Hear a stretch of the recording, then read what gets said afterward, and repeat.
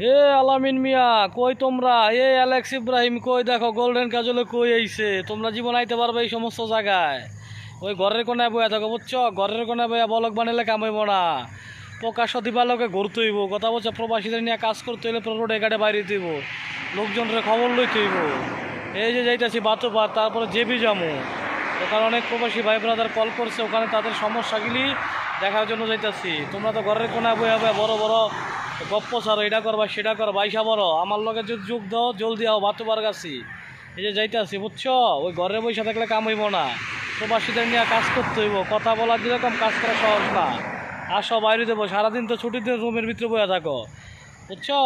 এই যে আসো, এই যে এখন জামুকা বাসে চলে আসছো, এই যে বাতুবার জামু, ঠিক আছে? এই যে বাসায় ইচ্ছা পড়ছে। এ অ্যালেক্স ইব্রাহিম, এ আলামিন, আইতে পারবে এই সমস্ত জায়গায়? কোনোদিন আইতে পারবা না। ঘরের কোনা খালি বয়া বয়া নাস্তা পানি খাইবা আর বড় বড় বাতেলা ছাড়বা।